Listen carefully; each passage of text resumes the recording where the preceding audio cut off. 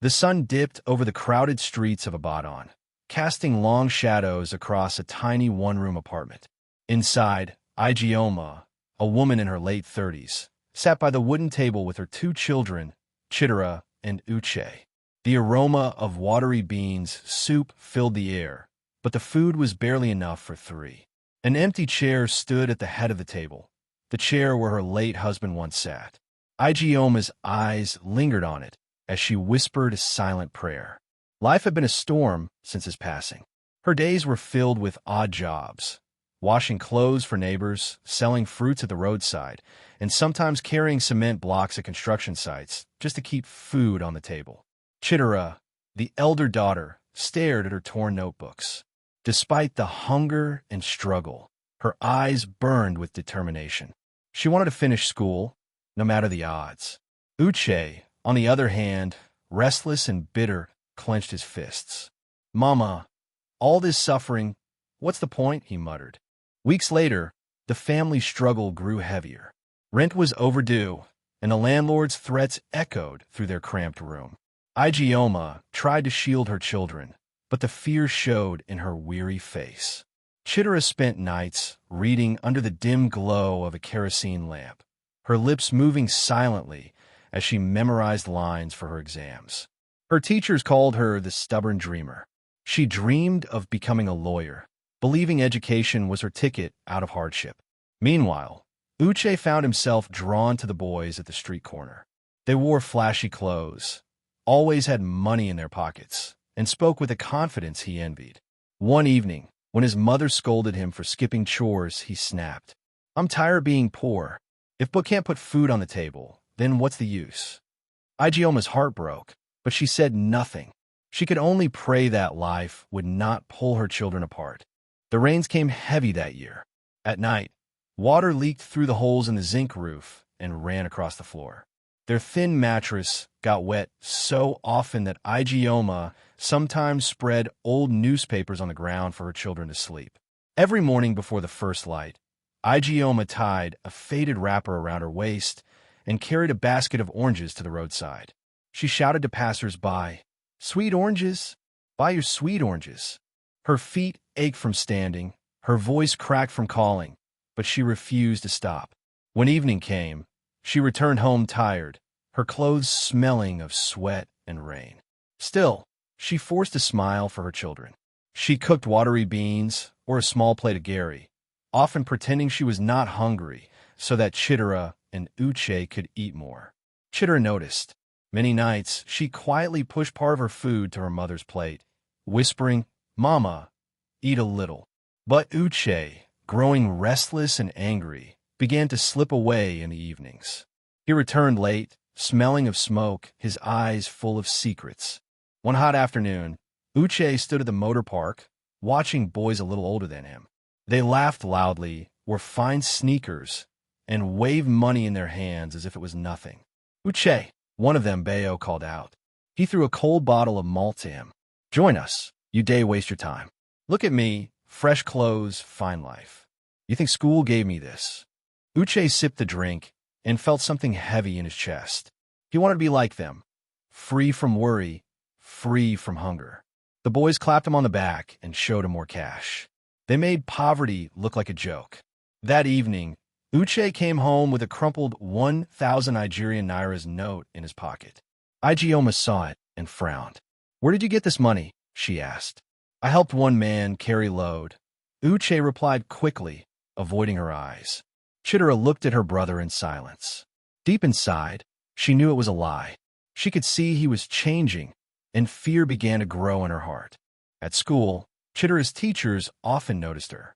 Her uniform was torn, her shoes had holes, but her eyes were bright and her hand was always raised in class. She read her books under a dim kerosene lamp every night, determined not to give up. One afternoon, her class teacher, Mrs. Adebayo, called her aside. "Chidera, you're one of the best in this school. You work hard even though life is not easy for you." Later that day, Mrs. Adebayo followed her home and sat with Ijeoma in their small room. "Madam," she said softly, "your daughter is special. I want to help her. There is a scholarship program. If she gets it, she can continue her studies without worry. Ijeoma pressed her wrapper against her chest as tears filled her eyes. God bless you, madam.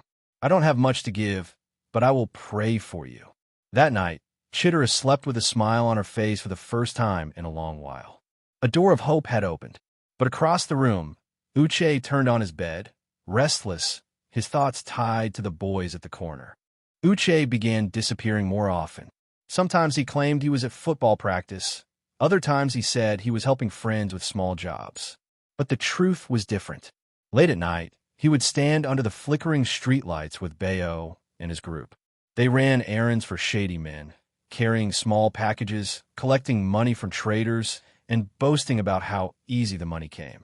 Guy, school no-go put food for table. Bayo laughed, counting a wad of cash. But this one? Not quick money. Uche nodded, pocketing his share. Deep down, a small voice told him it was wrong, but the new clothes and respect made that voice faint. For the first time, he bought rice and meat for himself and Chidera. When Ijeoma asked again where the money came from, he snapped, "Mama, must you question everything?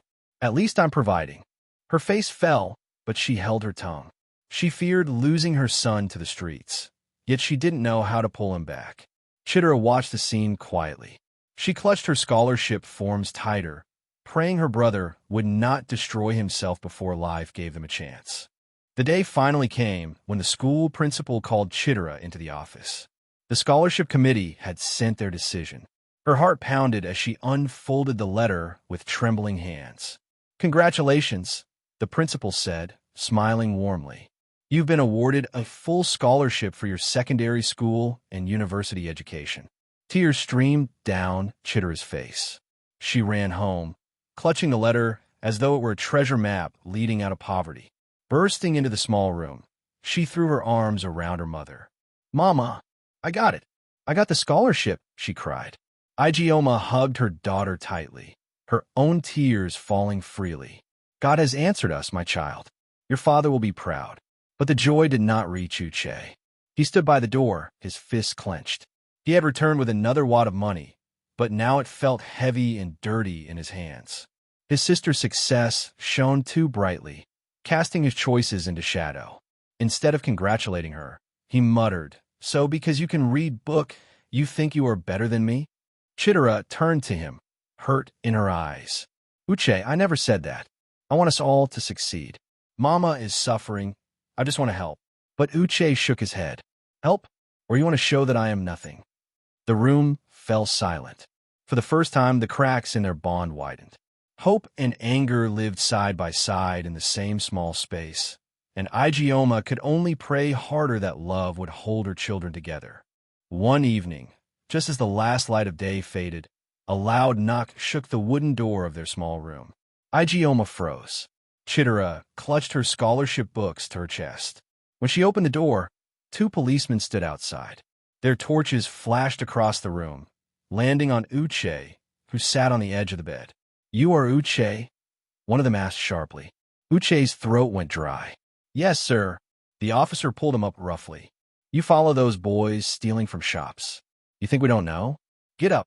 Ijeoma fell on her knees, crying. "Please, sir, he is just a child. Forgive him, I beg you." Chidera tried to speak, but her voice broke into sobs.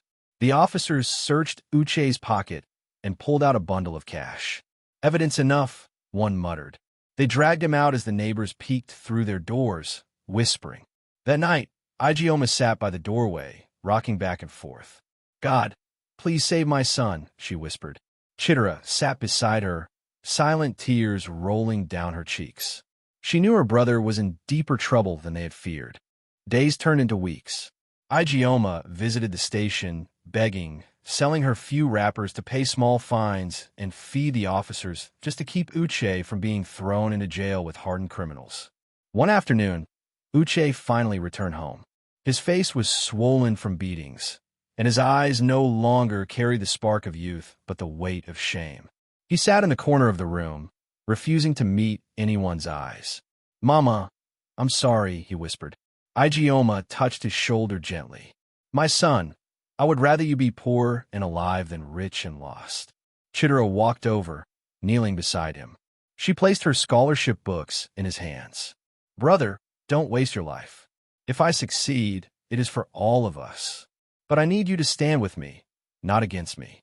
For a moment, silence filled the room. Uche looked at the books in his hand, then at his mother's tired face. He broke down, sobbing like a child. It was a heavy turning point. The family still had nothing, but that night, as they ate Gary together in the dim light, there was something new in the air, a chance for healing if they could hold on to it. The scholarship opened doors that Chidera had only dreamed about. On her first day at the new school, she wore a second-hand uniform that Mrs. Adebayo had pressed neatly for her. Though her shoes were patched, she walked proudly through the gates.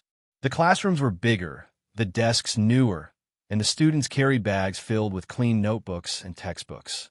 Chidera felt out of place for a moment, but when the lessons began, her hand shot up with answers that surprised even the teachers.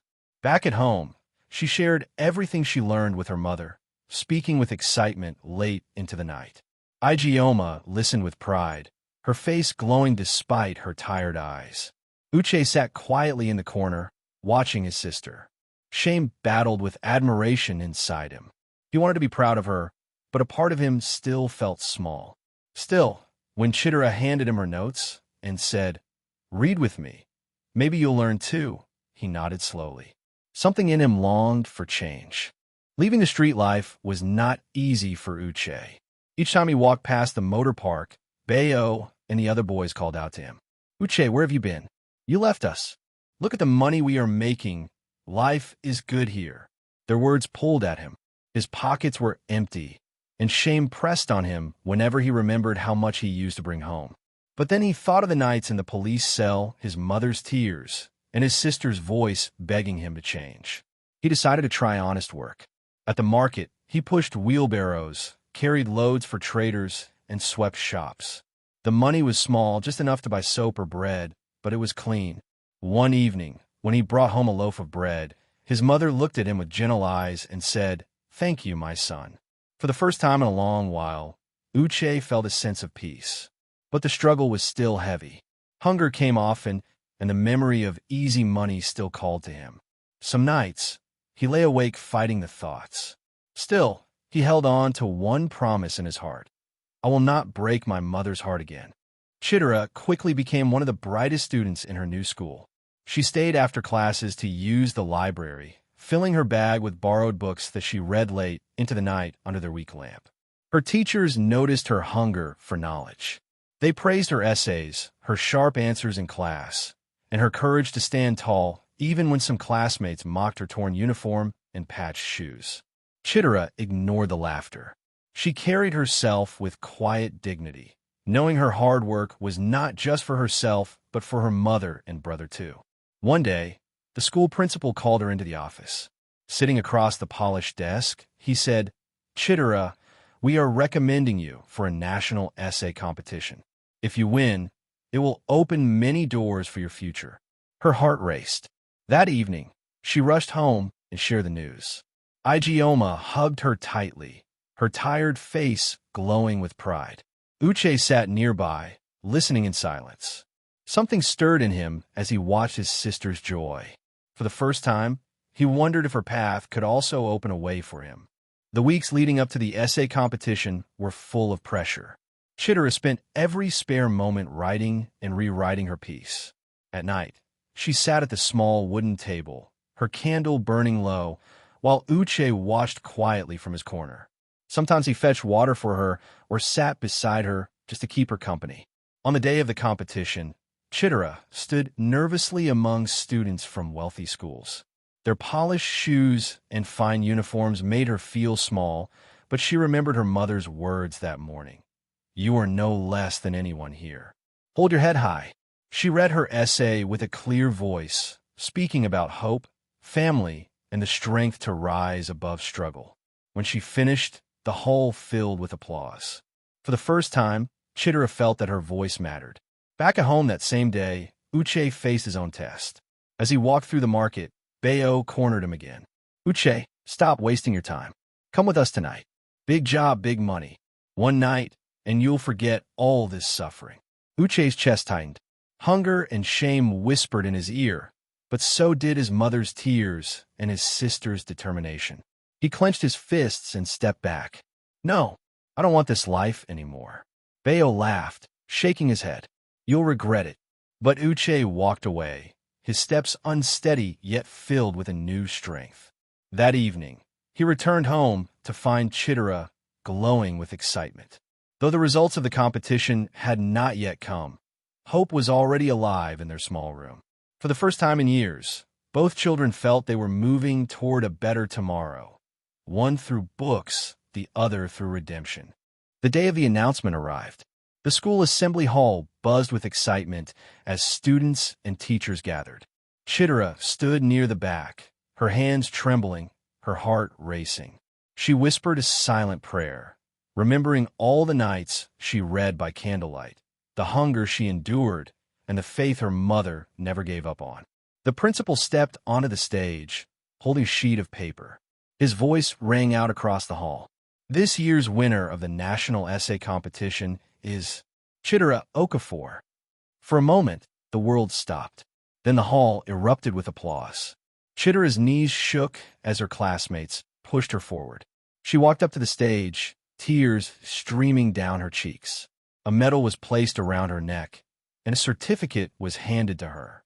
Cameras flashed, but all she could think of was her mother waiting at home. When she returned, she burst into the small room holding the medal high. "Mama, we did it! I won!" Ijeoma covered her face with both hands, weeping for joy. She pulled Chidera into her arms, rocking her as though she were still a child. "My daughter, you have brought honor to this house. Your father's spirit will rest in peace today." Uche stood quietly at the side, watching them, his chest filled with a strange mix of pride and pain. Pride that his sister had achieved greatness, and pain that he almost threw his own life away. He walked over and placed his hand on Chidera's shoulder. "I'm proud of you, sister," he said softly. For the first time in a long while, the family felt united. Their room was still small, their food still scarce, but the air was heavy with something new, hope that could not be taken away. Chidera's went spread beyond her school. The story of a poor girl with worn shoes and a powerful voice reached local newspapers. Journalists came to take her picture, writing about how she rose from hardship to shine. Soon, a letter arrived at their home. It was from a university abroad, offering her a chance at further studies in the future if she continued to excel. Another foundation promised to support her family with small stipends so she could focus on her education. Ijeoma held the letter in her hands, her tears falling onto the page. "God has remembered us," she whispered. "He has not forgotten our suffering." Meanwhile, Uche worked harder to prove himself. He carried loads in the market, cleaned shops, and even helped an old tailor with errands. The money was still little, but this time it felt different. People began to notice him as a boy who wanted to change, not as one of Bayo's followers. One evening, he returned home with bread and groundnut, setting it on the table.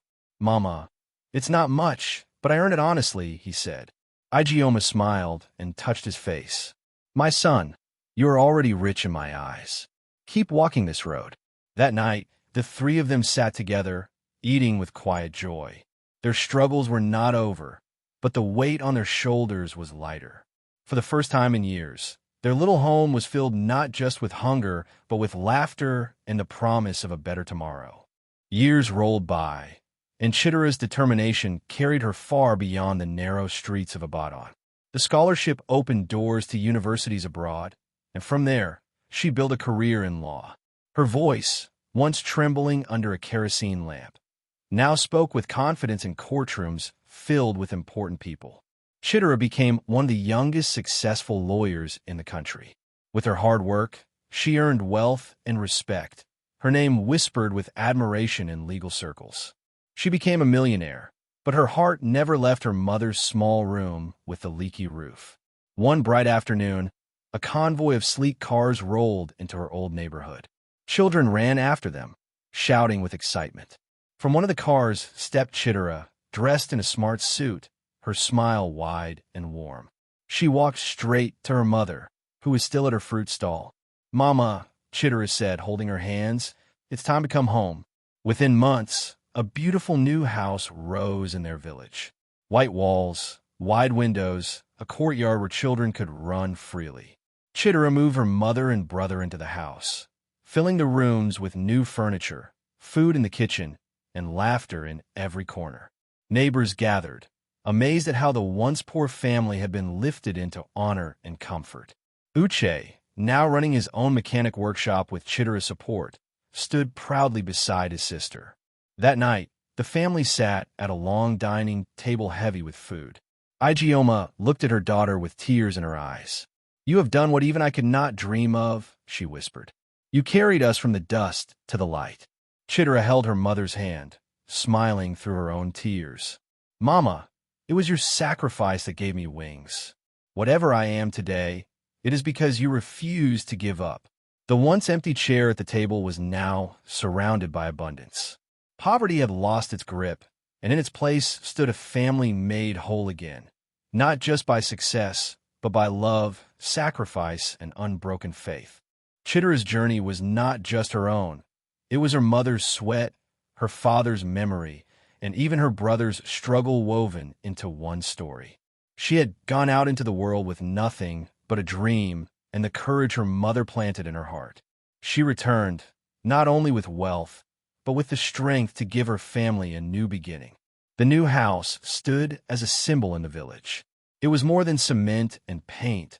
It was proof that no circumstance is final, that sacrifice and determination can break the chains of poverty. Uche, now an honest businessman, often told younger boys at the market, "If my sister could rise from nothing, so can you. Choose the right path." And Ijeoma, once bent under the weight of fruit baskets, now walked proudly through the village, known as the mother who raised a star. The family story spread far beyond their street, reminding everyone that pain can become purpose, and that true wealth is not only in money, but in love, unity, and hope. Don't forget to like, share, and subscribe for more African cinematic stories filled with emotion, culture, and life lessons.